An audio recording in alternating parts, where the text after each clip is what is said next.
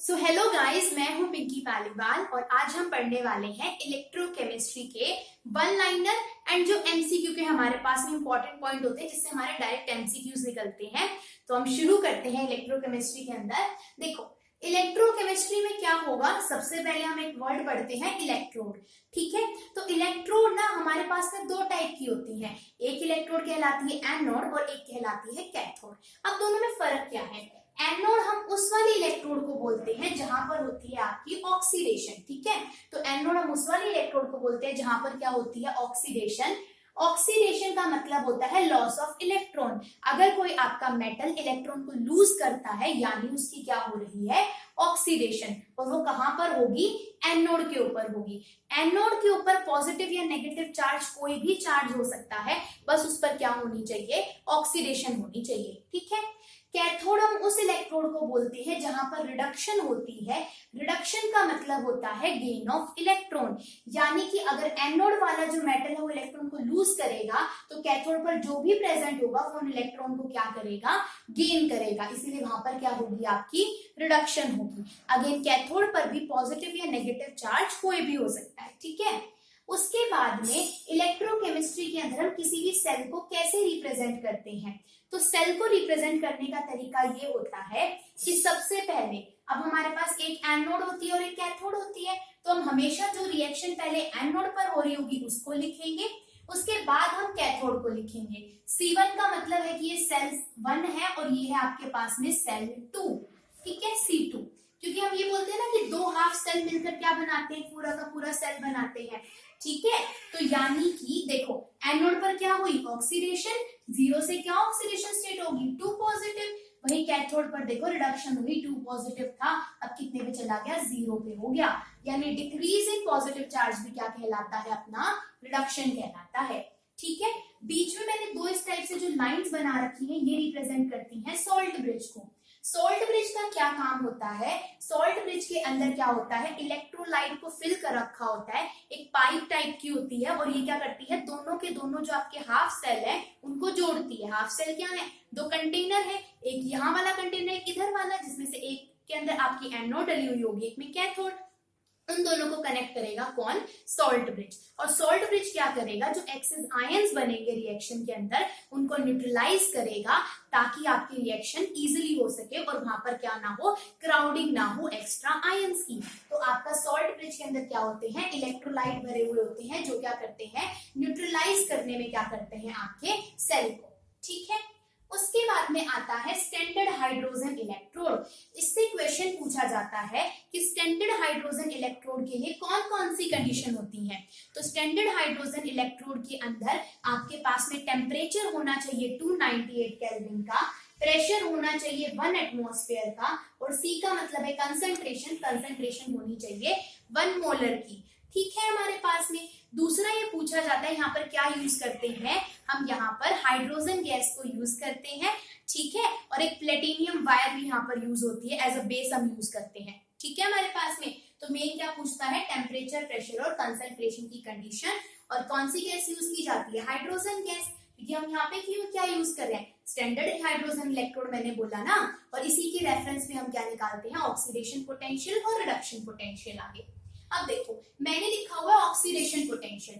Oxidation potential का मतलब होता है, जैसे मैंने यहाँ पे लिखा ना, जिंक से जिंक 2 पॉजिटिव बना, तो इस टाइम पर आपकी क्या पोटेंशियल डिफरेंस आया होगा, क्या इलेक्ट्रोमोटिव फोर्स आई होगी, सब क्या है आपके पास में, इलेक्ट्रोड पोटेंशियल के ही अलग अलग नाम है।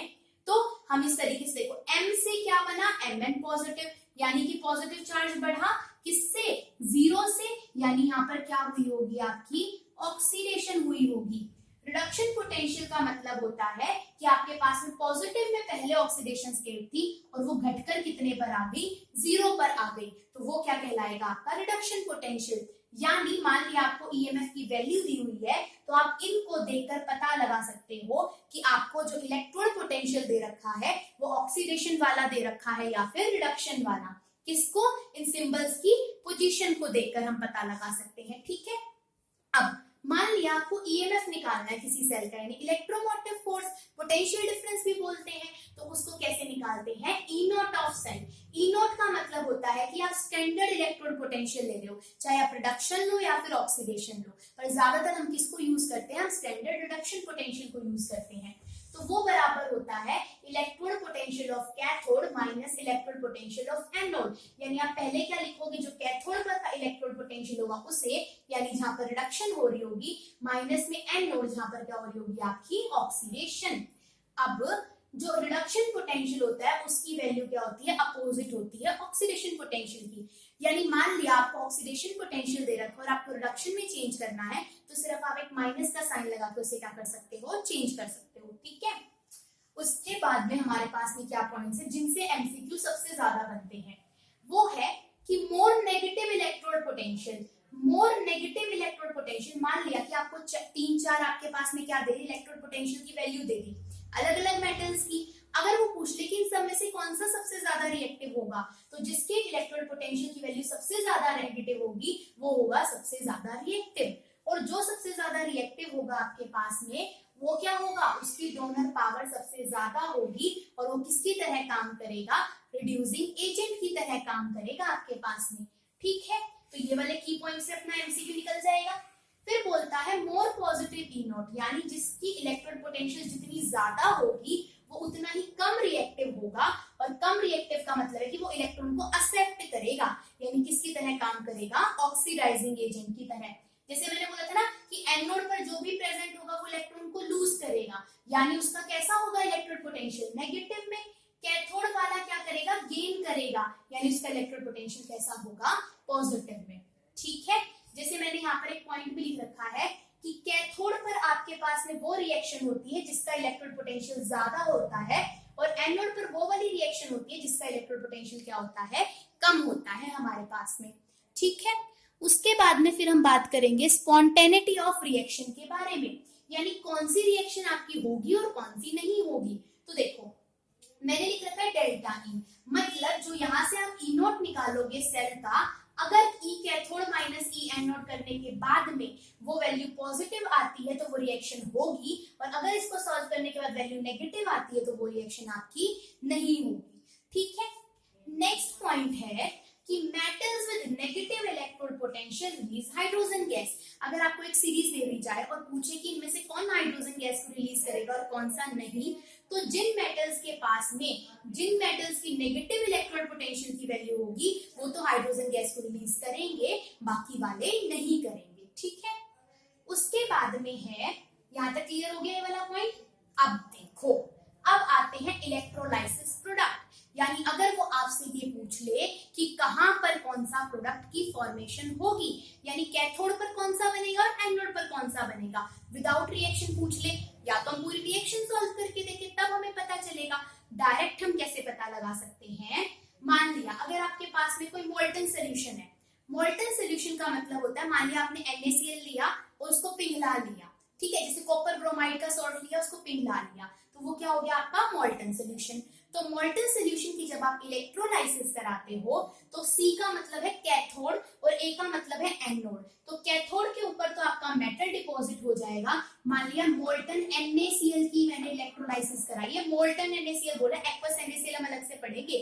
तो मोल्टन NaCl के अंदर क्या होगा, मेटल डिपॉजिट हो जाएगा आपका कैथोड के ऊपर, यानी सोडियम कहां पर डिपॉजिट हो जाएगा, कैथोड के ऊपर, और A होता है एनोड, एनोड पर क्या होगा आपका नॉन मेटल रिलीज हो जाएगा, यानी कि आपकी क्लोरीन गैस क्या हो जाएगी, रिलीज हो जाएगी, ठीक है। यहाँ तक की बात तो हम पता लगा सकते हैं कि मोल्टन सोल्यूशन में तो क्या क्या बनेगा। मान लिया आपको क्या दे रखा होता, यहाँ पर दे रखा होता कॉपर ब्रोमाइड, तो इसमें से कॉपर मेटल है तो मेटल तो कैथोड पर डिपॉजिट हो जाएगा और ब्रोमीन गैस कहां पर रिलीज हो जाएगी, एनोड के ऊपर, ठीक है हमारे पास में। अब मान लिया कि आपको कोई एक्वस सोल्यूशन दे रखा है, अब तक तो हमने मोल्टन सोल्यूशन देखा था, कोई वाटर नहीं था यहाँ पर, अब हम सोल्यूशन बनवाएंगे वाटर के अंदर, तो क्या होगा, कैथोड पर आपकी वो वाली रिएक्शन होगी जिसका इलेक्ट्रोड पोटेंशियल कम होगा, सॉरी ज्यादा होगा, यानी ज्यादा इलेक्ट्रोड पोटेंशियल वाली वैल्यू, और आपकी एनोड पर वो वाली रिएक्शन होगी जिसका इलेक्ट्रोड पोटेंशियल क्या होगा आपके पास में कम होगा। तो हम यानी कि हम पता लगा सकते हैं भाई इन अगर दो आपके पास में पॉसिबिलिटी है, असल में क्या होता है, जब एक्वस सोल्यूशन की रिएक्शन होती है ना, तो खुद वाटर भी इलेक्ट्रोलाइसिस के अंदर पार्टिसिपेट करता है। इस वजह से वहां पर हर एक इलेक्ट्रोड के ऊपर दो दो की प्रोबेबिलिटी हो जाती है, यानी दो रिएक्शन की प्रोबेबिलिटी होती है एनोड पर और दो की होती है कैथोड पर। अब उन दो रिएक्शन में से जिसका इलेक्ट्रिक पोटेंशियल ज्यादा होगा वो रिएक्शन होगी उन दोनों में से कैथोड पर, और जिनका कम होगा वो एनोड पर। मतलब यूं मान के चलो कि जब वाटर भी प्रेजेंट है, एक्वा सॉल्यूशन में वाटर होगा, तो यूं मान के चलो कि आपके पास में क्या होगा, दो रिएक्शन तो कैथोड पर होंगी, दो एनोड पर होगी। उसमें से हमें चुनना पड़ेगा कि कौन से वाली रिएक्शन होगी। ठीक है, मतलब टोटल 4 रिएक्शन होगी। ठीक है, आपके पास में ऑप्शन मिल रहा है यहाँ पर। ठीक है, नेक्स्ट पॉइंट है अफेक्ट ऑफ इलेक्ट्रोड्स, यानी एक तो आपने क्या ले ली है, रिएक्टिव इलेक्ट्रोड्स आपने ले ली है। दूसरा हमारे पास में क्या है, देखो एक तो क्या हो, जो आपके पास में इलेक्ट्रोड वो रिएक्टिव हो, जैसे मान लिया आपने क्या ले लिया, कॉपर मेटल की ही इलेक्ट्रोड ले ली है, और आपके पास में क्या है, कॉपर का ही क्या है, सॉल्यूशन है। तो हम कैसे उसको देखेंगे, अब देखो एक पॉसिबिलिटी तो ये है, मतलब रिएक्ट कर रहे हैं खुद मेटल। दूसरी पॉसिबिलिटी है कि आप इलेक्ट्रोड ले लो नॉन रिएक्टिव मेटल की, जैसे प्लेटिनियम की ले ली, या फिर मान लिया आपने ग्रेफाइट की ले ली, नॉन मेटल है आपके पास में, या फिर आपने क्या ले लिया, गोल्ड ले लिया। वो ना इलेक्ट्रोलाइसिस में पार्टिसिपेट नहीं करते, मोस्टली हम प्लेटिनियम वगैरह के लेते हैं, प्लेटिनियम या फिर ग्रेफाइट, अगर अनरिएक्टिव लेनी है। अगर रिएक्टिव इलेक्ट्रोड लेंगे तो अब वो खुद, एक तो इलेक्ट्रोड खुद रिएक्ट करेगी, एक आपने वाटर के अंदर सोल्यूशन बनाया, वाटर भी इलेक्ट्रोलाइसिस कराएगा, और एक जो सॉल्ट था उसकी भी क्या होगी, इलेक्ट्रोलाइसिस होगी। ठीक है, आपके पास में तो क्या होगा, जैसे हम एक एग्जांपल लेके देखते हैं। मान लिया आपने एक्वस कॉपर सल्फेट का सोल्यूशन लिया विद कॉपर इलेक्ट्रोड्स। ठीक है, तो अब क्या होगा, एक तो कॉपर की इलेक्ट्रोड, एक एक्वस है तो वाटर प्रेजेंट होगा, और एक क्या होगा, जैसे कि कॉपर सल्फेट। ठीक है, तो ऐसे केस में क्या होगा, अब मान लिया इधर भी कॉपर की इलेक्ट्रोड है और इधर भी कॉपर की इलेक्ट्रोड है। ठीक है, तो ऐसे केस में क्या होगा, जो कॉपर की इलेक्ट्रोड एनोड पर प्रेजेंट होगी वो तो डिसॉल्व होनी शुरू हो जाएगी, और जो कॉपर की इलेक्ट्रोड कैथोड पर प्रेजेंट होगी, एनोड पे से वो कॉपर जाकर कैथोड के ऊपर क्या होना शुरू हो जाएगा, डिपॉजिट होना शुरू हो जाएगा। ठीक है, यानी जो आपकी एनोड वाली कॉपर की इलेक्ट्रोड होगी वो तो क्या होनी शुरू हो जाएगी, पतली, और जो आपकी कैथोड वाली होगी वो क्या होनी शुरू हो जाएगी, मोटी होनी शुरू हो जाएगी इलेक्ट्रोड। मतलब यहाँ से रिड्यूस होगा आपके पास में इलेक्ट्रोड, और यहाँ क्या शुरू होना शुरू हो जाएगा, डिपॉजिट। ठीक है, अब आती है आपके पास में एक्सेप्शन, यानी कि एक्वस NaCl के अंदर क्या होता है, एक्सेप्शन आती है। मोल्टन NaCl में सिंपल चलेगा, लेकिन एक्वस NaCl की इलेक्ट्रोलाइसिस के टाइम पे एक्सेप्शन आती है। वो क्या होती है, वैसे हम क्या मानते हैं कि एनोड पर वो वाली रिएक्शन होगी जिसका इलेक्ट्रिक पोटेंशियल कम होगा, लेकिन इसमें ये पाया जाता है कि एनोड के ऊपर वो उस वाले इलेक्ट्रोड, वो वाली रिएक्शन होती है आपके पास में जिसका इलेक्ट्रिक पोटेंशियल क्या होता है, ज्यादा होता है। रीजन क्या है कि जो आपके पास में एनोड पर रिएक्शन होनी थी जिसका इलेक्ट्रिक पोटेंशियल कम था, वो रिएक्शन बहुत ज्यादा स्लो होती है और हमें हाई वोल्टेज सप्लाई करनी पड़ती है उस रिएक्शन को करवाने के लिए। इसलिए वो वाली रिएक्शन ना होकर कौन सी हो जाएगी, दूसरी वाली रिएक्शन हो जाएगी। तो बस इसमें सिर्फ इतना ही पूछा जाता है कि NaCl के अंदर क्या रीजन होता है इलेक्ट्रोलाइसिस की रिएक्शन के चेंज होने का, तो उसका रीजन होता है ओवर वोल्टेज, कि भाई हमें एक्स्ट्रा वोल्टेज और सप्लाई करनी पड़ती है, जिससे हमें क्या मिलता है, एक बेनिफिट नहीं मिलता, भाई हम एक्स्ट्रा वोल्टेज और लगा रहे हैं और ऊपर से रिएक्शन भी स्लो है, तो ये रीजन होता है यहाँ पर आने का एक्सेप्शन। तो यहाँ पर हम मेन कॉन्सेप्चुअल क्वेश्चंस को कवर कर चुके हैं। इसके जो फॉर्मूला रिलेटेड वीडियो है वो हम इसके सेकंड पार्ट के अंदर कर लेंगे। ठीक है।